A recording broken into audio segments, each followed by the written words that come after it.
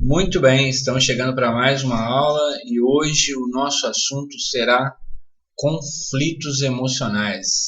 Tá aqui um tema que eu adoro, mas eu gosto de paixão, porque eu acho que é o ingrediente mais, digamos assim, mais temperado, né, de uma obra. É aquele ingrediente que você ah, propõe ao seu personagem de maneira que as pessoas passam a sentir uma conexão tão forte com o seu personagem que há momentos e há notícias, e eu jamais me entregaria, sou um a ter feito isso, de você querer entrar em contato com o personagem. Olha que coisa maluca!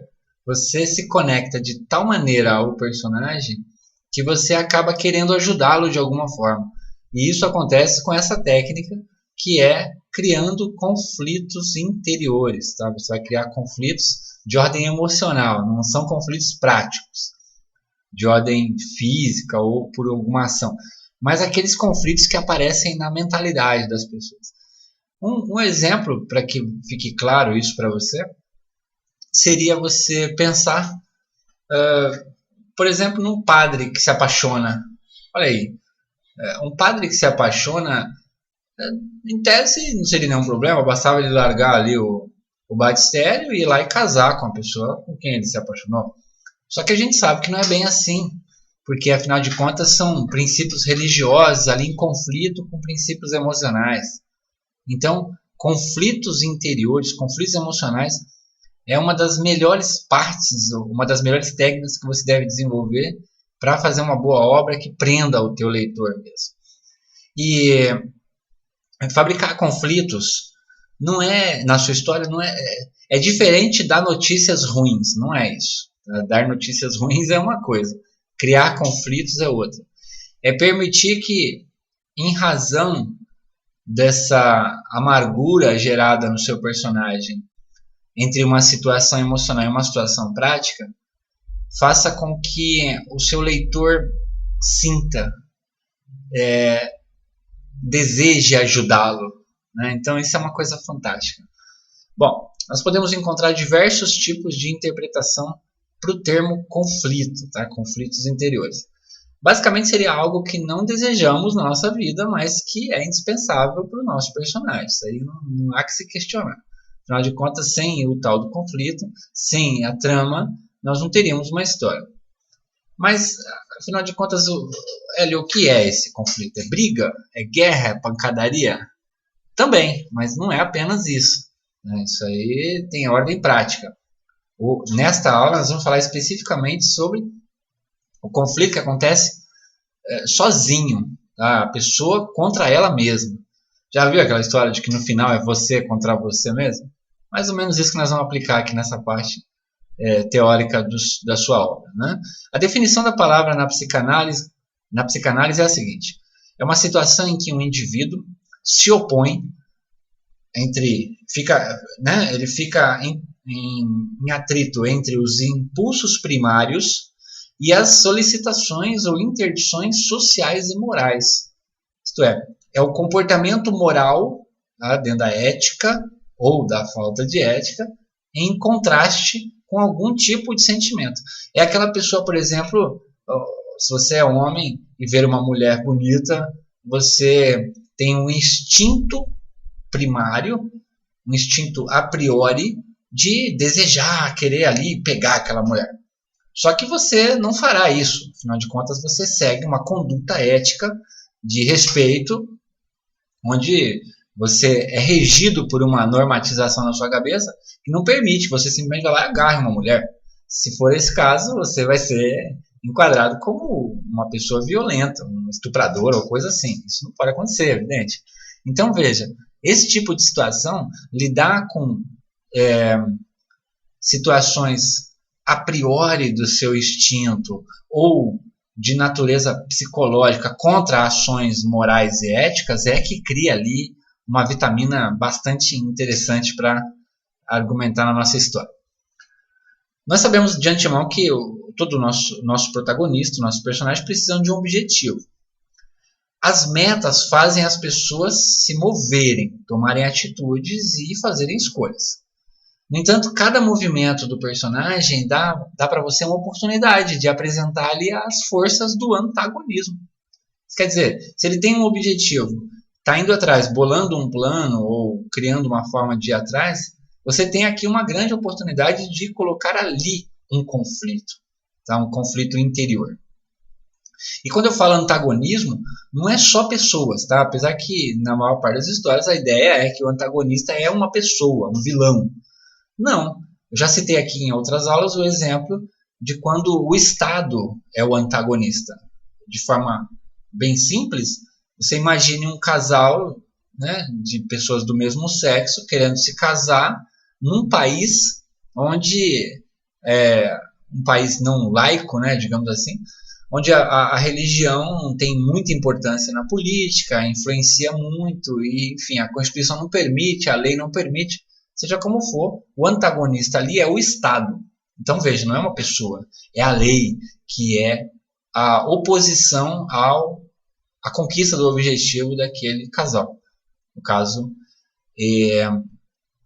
percebe-se com isso que o antagonista, nesse caso, não é só uma pessoa. Tá?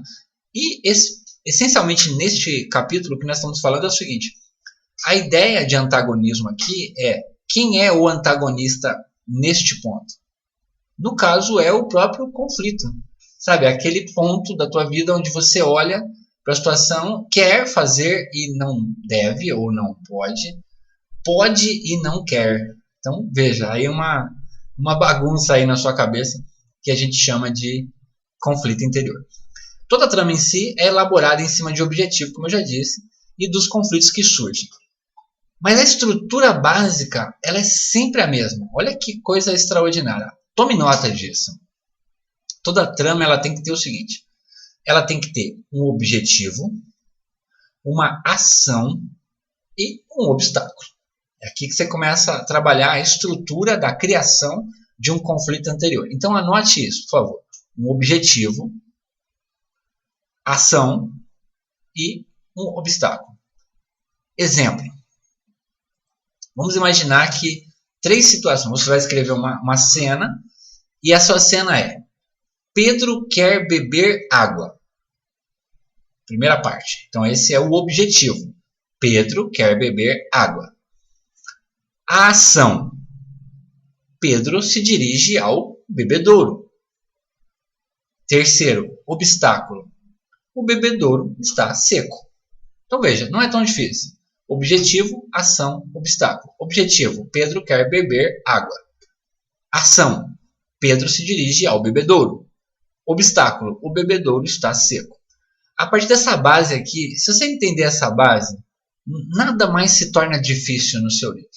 Qualquer criação de cena fica fácil. Porque olha só, a partir daqui a gente cria toda a cena.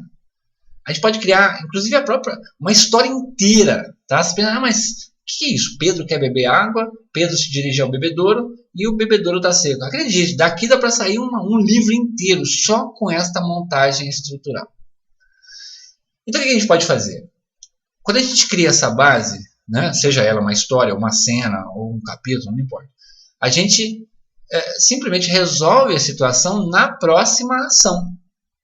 Isso é, se você optar por criar uma cena inteira a partir dessa situação, você pode criar um conflito atrás de conflito. O mais importante é você lembrar de que o único cuidado que você deve ter é que cada novo conflito para frente deve ser maior e mais desafiante e intrigante do que o anterior. Vou dar um exemplo de novo. Olha só. Pedro, mesma frase, tá? Pedro continua com sede. Ação: procura por um bar e pede água ao atendente. Obstáculo: o homem, meio rabugento, diz: custa R$2. Pedro enfia as mãos no bolso e tira apenas uma moeda de 5 centavos. Pedro continua com sede. Diz ao homem que serve água da torneira. O homem diz que o bairro inteiro está sem abastecimento de água desde as 7 horas da manhã. Percebe? Então veja, poderia ser sim, a princípio era uma simples frase, né? Pedro está com sede. Pedro vai até o bebedouro está seco. Aqui nós demos uma complicada, olha só. Pedro continua com sede. Procura por um bar e pede a água ao atendente. O homem, meio rabugento, diz, custa R$2. Aí o Pedro enfia as mãos no bolso e tira uma moeda de 5 centavos. Percebe? O desafio vai ficando cada vez maior. Essa é a ideia. Muito bem. Note que a resolução do conflito parece estar cada vez mais além da capacidade do nosso protagonista. Isso é, além da capacidade dele de resolver a situação. Os conflitos são naturais na vida do ser humano. Todo mundo passa por isso. Passamos por eles toda vez, praticamente todo dia. E muitas vezes sem perceber. Normalmente a gente xinga, reclama, se estressa. Mas eles estão ali presentes. Precisamos entender que eles nos fazem crescer e amadurecer. São esses conflitos, não apenas na história, mas na vida, que faz a gente crescer e amadurecer. Se fosse tão simples assim, você quer algo, age e consegue. Pô, o mundo seria um paraíso. Quem aplica muito isso aí é quem faz autoajuda, né? A autoajuda é simples, diz para você o que você tem que fazer, você acredita, vai lá e faz, nem sempre dá o resultado que você deseja, mas seja como for, é o método autoajuda, né? Bom, continuando aqui, existem três níveis de conflito. O nível interno, o nível pessoal e extrapessoal. Então, como o próprio nome diz, interno é aquele que surge dentro da pessoa, no emocional da pessoa. Pessoal é diante de algo que você precisa agir. Tá? Você pode simplesmente pegar, tá fumando na rodovia e você pode jogar o cigarro para fora do vidro. Ora, isso é um ato pessoal. Não tem ninguém ali te vigiando, os carros estão passando rápido. Mas você sabe que aquela bituca de cigarro pode causar um incêndio enorme numa floresta ali nativa, porque vai voar brasa ali, vai voar fogo, e você pode incendiar, causar um problema enorme. Então você tem que tomar uma decisão. Isso é um conflito. Jogar ou não jogar a bituca de cigarro?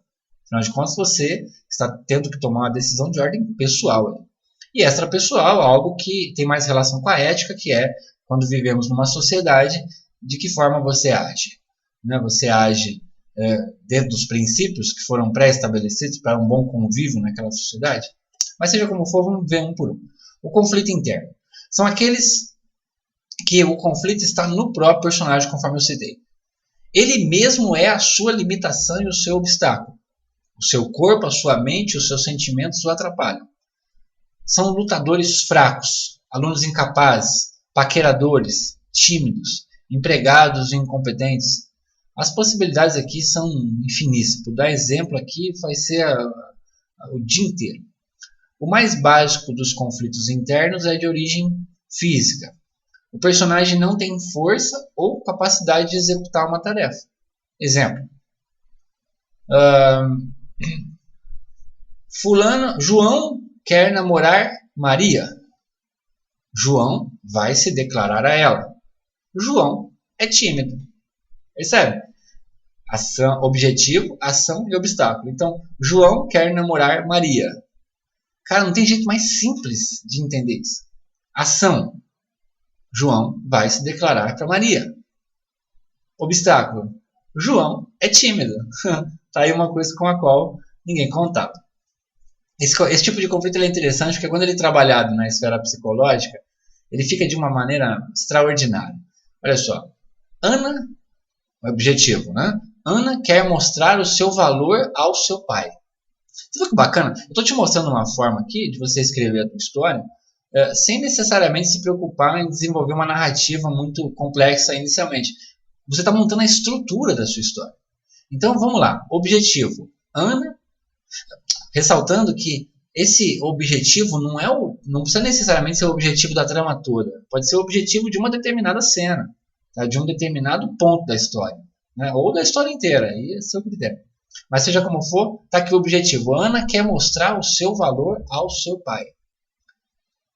Ana, aí a ação. Ana resolve estudar freneticamente para impressioná-lo.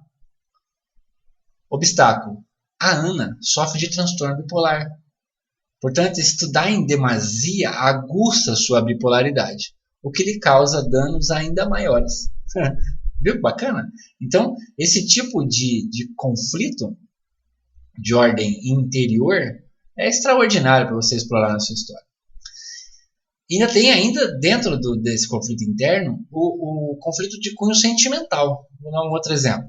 O Homem-Aranha quer salvar uma vítima das garras de um vilão. Então, esse é o objetivo. O Homem-Aranha quer salvar a vítima das garras do vilão. A ação. O Homem-Aranha parte para cima do vilão com tudo, antes que o malfeitor jogue a vítima da ponte. Obstáculo. O vilão é o pai do melhor amigo do herói. O Homem-Aranha agora precisa escolher entre salvar a vítima e não matar, né, ou deixar a vítima morrer para não ter que atacar o pai do seu melhor amigo. Percebe? Olha que conflito de ordem sentimental, né? Isso é extraordinário, né? Então vamos lá, vamos ver um outro exemplo aqui. Você pode também, ou ainda alguém pode encontrar um conflito em seus desejos contra os seus princípios e convicções. Aqui tem um exemplo ótimo. Aqui lembra o Batman. Não sei se você já viu uma cena. Tem uma cena onde o Coringa, numa das versões do Batman, nesse filme onde morreu o ator, não me recordo o nome dele, o mesmo ator do Brokeback Mountain, foi muito interessante. O Batman estava pendurado no prédio. O Coringa, a vida inteira dele é lutar contra o Batman. Então, o Coringa, ele estava ali do lado, o Batman pendurado, sem defesa. Bastava o Coringa ir lá e cortar a corda ou soltar o negócio, que aí o Batman caía lá e morria. O que o Coringa fez? Foi lá, esticou a mão pro Batman, e o Batman olhou assim, impressionado, e falou: por que você me salvou? Afinal de contas, não era isso que você queria a tua vida inteira, me destruir? Ele falou assim: então, né? O problema é que se eu te matar, eu não tenho mais nada para fazer. Olha que coisa extraordinária, né? Mas seja como for, deixa eu usar o exemplo invertido. Então, objetivo. O Batman quer deter o Coringa. O exemplo aqui está se aplicando para quando o conflito interior se dá por conta de uma convicção ou de um princípio. Tá? Então vamos lá. O Batman quer deter o Coringa. Objetivo. Ação. O Coringa só pode ser detido se for morto. Quer dizer, ele não vai parar se não for morto. Obstáculo. O Batman não pode matá-lo, pois não faz parte dos princípios dele como pessoa, como herói, matar, ainda que seja um bandido, um vilão. A missão dele é prender, não matar. Mas só que ele só poderá salvar a vítima se ele matar o vilão. Percebe? Esse tipo de conflito é extraordinário. Né? Os conflitos internos eles revelam o homem como o pior inimigo de si mesmo. Lembre-se que esses conflitos não são a resposta final, hein? São apenas uma espécie de apresentação do problema. Tá? Como nós vamos lidar com isso depois é a continuação da trama. Tá? Então, a apresentação do problema é essa base de conflito interno. Aí, a partir disso, os personagens vão lutar para superá-los ou encontrar uma solução que até então é ignorada, tanto pelo personagem quanto pelo leitor. Vejamos agora o item conflito pessoal. Isto que eu falei tem muito a ver com conflitos interiores, conflitos emocionais. Agora vamos ver conflito de ordem pessoal, prático. São aqueles conflitos onde a tua ação pessoal pode afetar outra pessoa.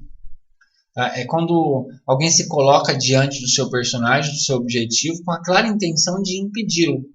Ou talvez simplesmente está no lugar errado, na hora errada. Tá? O mais básico dos conflitos pessoais nas histórias entre heróis e vilões. Vou dar um exemplo. O professor Xavier, do X-Men, o professor Xavier, quer unir, objetivo, o professor Xavier, né, da escola dos mutantes, ele quer unir humanos e mutantes, transformar isso num convívio de pessoas único. O Xavier convoca os mutantes e prega a sua causa aos humanos. Isso é, ele leva essa notícia aos humanos dizendo: nós queremos que seja uma comunidade só. Então, objetivo, ele quer unir os mutantes e os humanos. A ação, ele convoca os mutantes e vai se reunir com os humanos para poder pregar ali a ideia de comunidade. Obstáculo, o Magneto quer que os mutantes dominem os humanos e convoca os mutantes para o seu grupo, uma parte deles, uma espécie de grupo terrorista, e ataca os humanos. Então, olha Olha que conflito interessante de ordem pessoal. Por um lado, um mutante reunindo um grupo de mutantes e indo até os humanos pedir ou propor um bom convívio. Por outro lado, um outro mutante juntando um outro grupo de mutantes e indo lá e atacando aqueles humanos que estavam ali dispostos a ouvir a proposta do mutante, do Xavier, no caso. Percebe? A gente pode citar inúmeras situações diferentes. Vamos, por exemplo, também colocar um conflito entre parceiros. Tá? Tem um exemplo. João quer um parceiro para usar as suas táticas de assassinatos. O cara é um bandido. João é um bandido e ele quer um parceiro para usar as suas táticas de assassinato. O João resolve usar Maria. Maria é tapada e descuidada e atrapalha os planos do João. Então, João quer fazer um assalto, por exemplo, né? Quer praticar, quer matar alguém, sei lá, um cara ruim. E aí ele chama Maria, que é uma outra pessoinha que ele conhece, a esposa dele ou quem quer que seja, a ação é essa. Ele resolve chamar ela para ser parceira. Só que o obstáculo, a mulher é uma tapada, né? Ela toda atrapalhada, descuidada, e ela acaba atrapalhando o plano. Outro exemplo. Nana quer ser amada por alguém. Objetivo. Ação. Nana se encontra com um homem que conhece por acaso. Olha que bacana. Uma ação. Ainda que seja uma ação involuntária.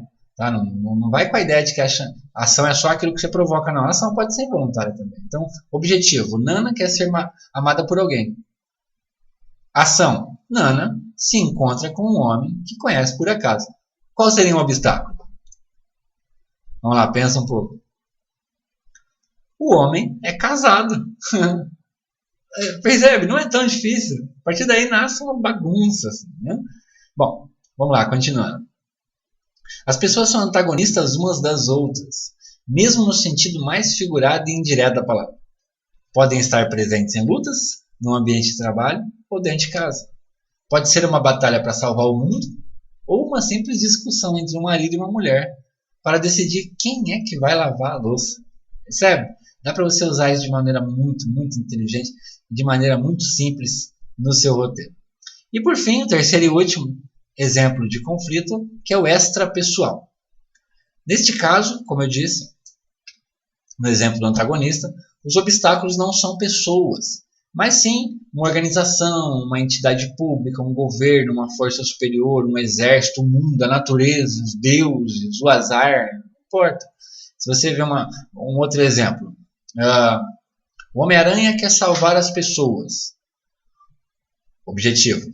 Ação. O Homem-Aranha salva as pessoas. Obstáculo.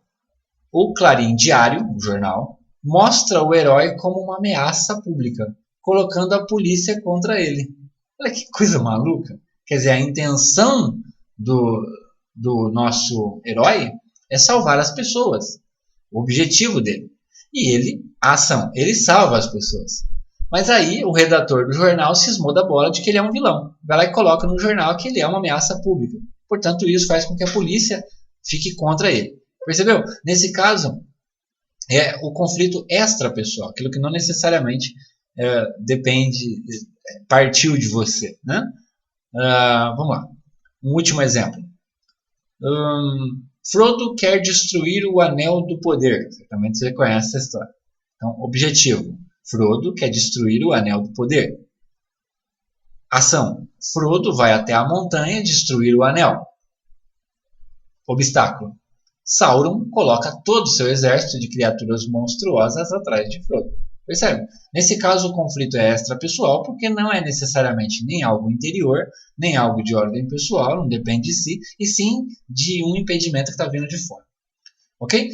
Podemos ainda citar muitas outras possibilidades de conflitos extrapessoais. Terráqueos e mundos alienígenas, igrejas e seus fiéis rebeldes, um messias não compreendido pelo mundo, um robô inteligente e os humanos, um operário lutando judicialmente contra uma empresa onde trabalha, um viajante no tempo jogando em uma época diferente, enfim. Seja como for, tem muitos exemplos que você pode usar. Só lembre de uma coisa. quando você estiver colocando, se você estiver aplicando no seu caso esse conflito extrapessoal, lembre-se que não significa que os membros dessa, vamos supor que é uma empresa, tá? Uma empresa contra o seu protagonista. Não significa que os membros da empresa sejam todos pactuados com essa ideia master da empresa de ser um antagonista do seu personagem. Pode haver um ali, funcionário, que não concorda com essa missão da empresa. Um funcionário do Estado que não concorda, e aí ele está aliado ao seu protagonista.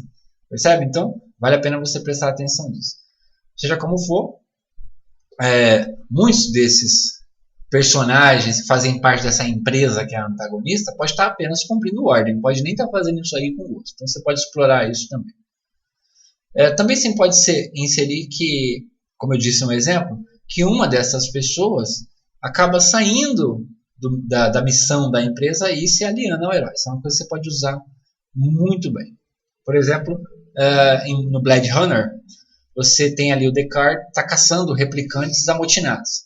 Ele está lutando contra um grupo que defende os seus próprios interesses. Porém, o Roy, o líder do grupo, surge como uma espécie de epicentro do motim. Aquele que tem em si todas as convicções pessoais defendidas pelo grupo. Dentro da narrativa, a questão filosófica dos replicantes é mostrada por ele. Já no Darth Vader, no Star Wars, por exemplo, que antes pertencia ao Império Galáctico e defendia seus interesses, decide se voltar contra o Imperador e ajudar Luke. Se você assistiu, você vai entender isso de maneira simples. Seja como for, em outras palavras, objetivos e conflitos são o motor de uma história, aquilo que mantém a coisa ligada. É através dele que nós conhecemos verdadeiramente os personagens que estão por trás da caracterização. Quer dizer, ele traz ali para nós coisas que não dá para ser expresso se apresentando. Olha, eu sou assim, assim, assim. Não, são ações ou reações do seu personagem que vão dar para o seu leitor uma dimensão de quem ele é, afinal de contas, ou de que material ele é feito. Ok? Então, por hoje é isso. Nós vamos agora para o próximo capítulo do seu livro, e eu vou deixar para você aqui adiantado já o que nós falaremos na próxima aula. Mas antes disso, eu quero te dar uma frase do Kurt Vonnegut. Olha só que frase maravilhosa. Seja um sádico. Não importa o quão doces e inocentes sejam seus personagens principais. Faça com que coisas terríveis lhe aconteçam, a fim de que o leitor possa ver do que eles são feitos. Está aí, relacionado diretamente com aquilo que a gente falou nessa aula de hoje. Tá bom? Então, agora nós vamos lá para o seu livro, vamos escrever o próximo capítulo do seu livro, e na próxima aula nós falaremos sobre pequenas e grandes metas com objetivo definido na sua história, ok? Então, um grande abraço, eu vejo você já na próxima aula. Até lá!